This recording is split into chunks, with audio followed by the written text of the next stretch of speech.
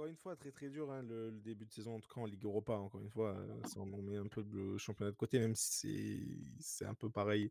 C'est pas flamboyant non plus en championnat, mais perdre contre Ferencvaros, c'est une cata. Après avoir perdu contre la Lazio, bon, ça c'est un peu plus excusable entre guillemets. Match nul à la Real Sociedad qui était prenable sur ce match-là. En fait, c'est voilà, c'est un peu une dégringolade parce que là, perdre contre Ferencvaros, c'est trop compliqué, quoi. Et là, Twente, bref, c'est le match pour se relancer, Greg. Twente, c'est 5e de Eredivisie. Bon, c'est pas si moche, hein, mais Non, mais c'est une équipe middle. Alors, après, encore une fois, il faudra faire attention parce qu'ils ont battu Manchester United. Donc, c'est qu'ils peuvent. Ils ont battu match nul, non? Ils font nul, ils font nul. Ils font nul, ok. Ils font nul. Ouais, ils font nul contre Manchester sont United, pas loin mais de- voilà, c'est qu'ils font nul contre United, ils font nul contre Fenerbahçe. C'est ça. Et ils font nul. ouais, c'est une cata. Ils ont 1 point. Ils sont 32e sur 36 en Ligue Europa. Ah C'est ouais, une non, mais catastrophe. c'est une honte, franchement, là.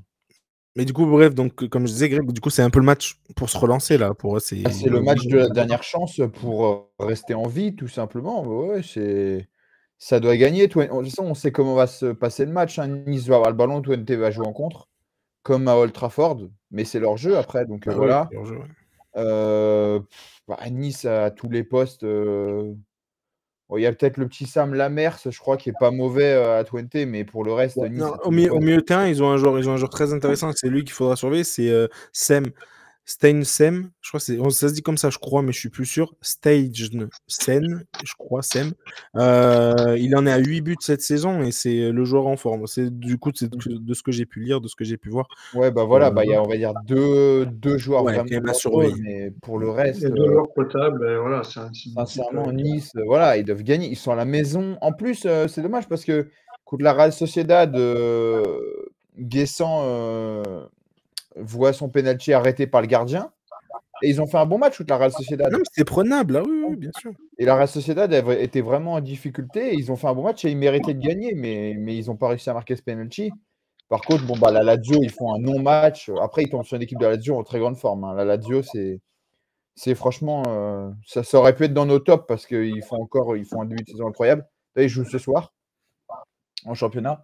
Mais Ah, et attendez, juste tant que tu mentionnes ça, parce qu'en vrai, je vais oublier. On a parlé la semaine dernière que la Serie A n'avait pas de diffuseur. Ça, ils en ont trouvé un. Je crois que c'est, bref, pratiquement tous les matchs qui sont diffusés sur l'équipe. Alors, non, bref, c'est que 2 matchs. non, mais ils ont l'équipe live. Tu sais, ils ont au moins 4 matchs hein, par week-end. Ah, mais ouais, peut-être. Je crois que c'est 4 matchs par week-end et un en clair, si je me trompe pas. Il me semblait qu'il y en avait 2 en clair, mais ok. Ah bah, ou peut-être 2 en clair. Bon, Je bah, sais en tout plus, cas, ouais. 4 Ouais, matchs ils sûrs ont et peut-être trouvé 2 un en clair. diffuseur. Bref, voilà. Bon, c'était juste de la petite info. Vas-y, pareil. Et un En gratuit. tout cas, Nice, ils ont battu coup sur coup Monaco et Brest en championnat. Si tu n'arrives pas à battre Twente après avoir battu Monaco et Brest, normalement, tu peux arrêter la saison tout de suite, tu démissionnes. Ouais, non, là, il tu faut peux gagner, continuer. c'est sûr. Donc 2-0 pour Nice. Ok. Bah ouais, moi je vais te dire juste le 1-0. Pas en prendre plus de risques, je vais te dire 1-0.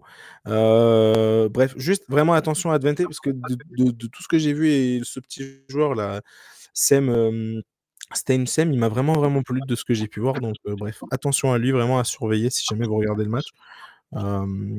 Faudra le surveiller. Il faudra le surveiller avec attention parce que c'est un joueur très intéressant, milieu offensif, un petit 10 un peu à l'ancienne, mais qui marque pas mal de buts. C'est très intéressant, en tout cas. Il a que 22 ans en plus, hein, donc bref, c'est pas mal du tout.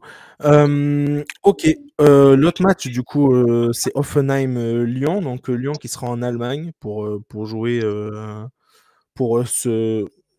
Bref. Pour jouer le 16e de Bundesliga. Ouais, voilà, pour jouer le 16e de Bundesliga, tout à fait, mais surtout pour se relancer après une défaite un peu, comment dire, un peu frustrante contre Beşiktaş. Et ouais, vas-y, bon, on recommence par David, on reprend. C'est quoi ton prono du coup? Bah, victoire de Lyon, normalement assez confortable. Je vais dire 2-0 pour Lyon. Ok. Voilà. Mais Très bien. Bah, rien de plus à ajouter, il n'y a pas de choses à surveiller. un match pas facile à analyser parce qu'Offenheim, on ne voit pas les matchs, mais Lyon est sur le papier nettement au-dessus. Ok. Lyon, du coup, donc c'est 6 points en 3 matchs. Comme je disais, c'est à part cette petite défaite, il faisait un bon début de saison. C'était c'était vraiment la Ligue Europa, c'était vraiment la satisfaction pour Lyon. Mais bref, il y a un petit coup d'arrêt avec Beşiktaş. Tu y crois, toi, à la victoire, Greg? Tu penses que ça va se relancer? Oui, oui, je pense qu'on va aller gagner ce match là-bas. Ça va pas être facile parce qu'il y a quand même des bons joueurs, notamment Kramaric, qui est quand même le meilleur joueur de leur équipe, qu'on connaît pas mal, qui est international croate. Maintenant, bon, bah voilà, ils sont donc 16e, comme a dit David. Ils ont quand même le championnat qui est très important, donc je ne sais même pas s'ils vont pas faire un peu tourner sur ce match-là. Déjà, ils sont 18e de Ligue Europa. Voilà, donc c'est une bonne équipe. Comment? Non, ils ont gagné, fait match nul, sur les 3 premiers matchs, oui, tout à fait. Voilà, donc c'est une bonne équipe. Maintenant, bon, bah, ils ont été à Porto, ils ont perdu, je crois. C'est ça, ouais, Sur le dernier 2-0, match. ouais, ça, 2-0 contre Porto. Ils ont perdu. Mais je pense que l'OL a quand même bien plus d'arguments à faire valoir en Allemagne. Donc voilà, donc je dirais 2-0, ça m'irait, ouais. Très Mais bien. ça Ils avaient fait, pour comment dire, le calendrier, ils avaient fait match nul contre Midtjylland dans la première journée. Après, ils avaient gagné contre le Dynamo Kiev 2-0. Et après, du Ouais. coup, ils se sont fait. Enfin bref, ils ont pris 2-0 par Porto. Donc ouais. Mais ouais, non, plus 2-1 par contre. Ah, pardon, pour ton Parce que pronom. en vrai, je vois pas l'OL ne pas prendre de but parce que Kramaric, c'est quand même il n'y a pas que lui, mais c'est quand même un très bon attaquant. Et quand on voit les errements défensifs, Mhm. encore une fois ce week-end contre le LOSC, alors ok, Niakate va pas donner ou Maitland Nice va pas faire une passe en retrait à chaque fois, mais tu sens que c'est quand même assez fébrile derrière. Mhm. Et Perry peut pas faire non plus que des matchs exceptionnels. Mhm. Voilà. Mais bon, l'OL, offensivement, a les arguments, mieux de terrain aussi, je pense. Donc 2-1. Ok, très Mais bien. ça ferait beaucoup de bien. C'est vrai. C'est vrai. Ça ferait, du coup, ça rapporterait ton total à 9 points. C'est vrai que ça commence C'est à. ça. Parce qu'après, derrière, il y a le derby qui va s'enchaîner. Mhm. Après, il y a un déplacement à Karabag. Et ensuite, il y a un match contre Nice 3 jours après. Donc, ça ferait beaucoup de bien pour te dire au moins que tu vas en Azerbaïdjan. Après, tu accueilles une faire contre tourner. force, c'est pas non plus facile. Non, puis tu peux faire tourner surtout parce que le match à Nice, il est 3 jours après. Exactement. Moi, je vais vous rejoindre sur la victoire de Lyon. Il n'y a pas trop de. Autant pour le coup, Twente, bref, il y avait des. Enfin, parce que justement, Nice ne fait pas un début. Enfin, nous déçoit énormément en Ligue Europa, c'est très compliqué.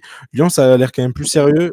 Contre Beşiktaş, il y avait la place pour le coup. Et Lyon s'est créé des occasions. Et quand en fait, tu le vois, quand par exemple des joueurs comme Cherki ou quoi touchaient le ballon, c'était. Enfin voilà, tu mets en difficulté l'adversaire forcément, parce que tu as une qualité quand même très intéressante à partir du moment où tu passes le milieu de terrain vers l'avant, c'est très très très intéressant à Lyon.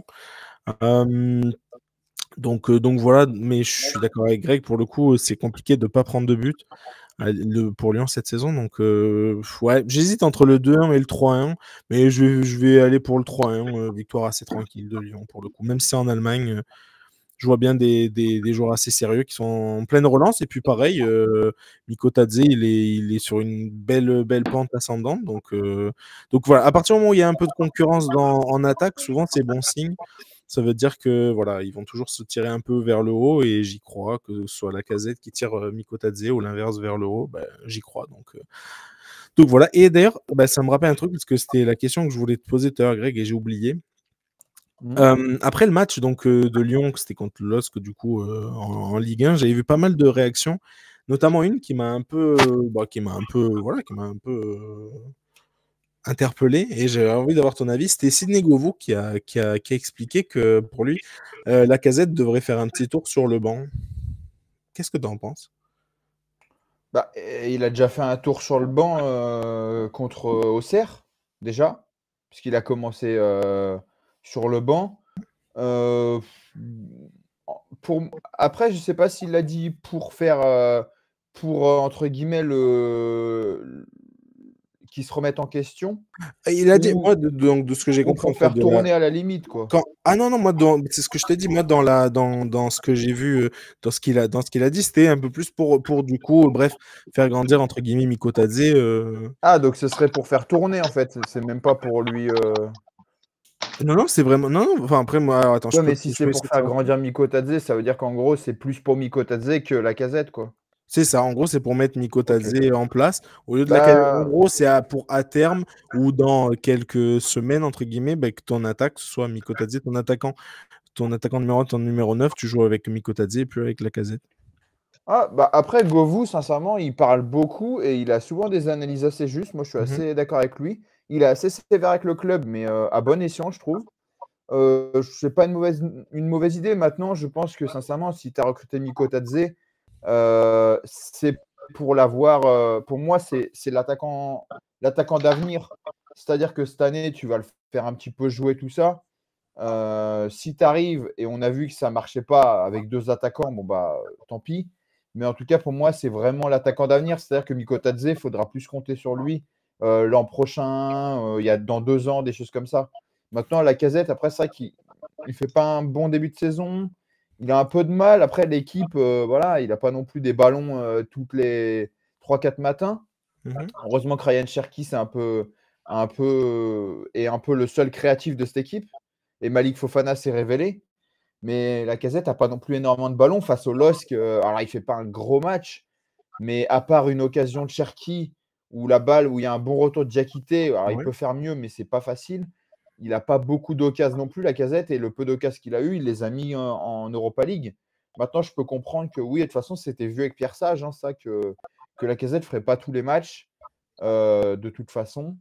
Ok. Et voilà, donc je suis assez d'accord avec lui. Maintenant, ça reste le capitaine, ça reste un élément important de l'équipe. Niveau mentalité, il n'y a rien à dire. Donc, je trouve que c'est quand même important de l'avoir avec toi. Mais par contre, c'est vrai que Mikotadze, voilà, il a mis 2 buts contre Auxerre, enfin, et il faut lui laisser sa chance parce que sinon, c'est vrai qu'il va avoir du mal à retrouver la confiance. Ok. Bon, bah, écoute, très bien.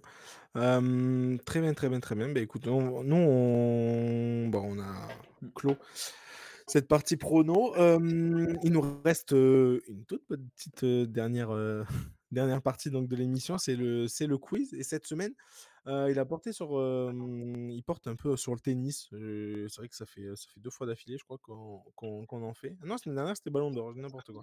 La dernière, c'était Ballon d'Or. Donc non, non, c'était le tennis.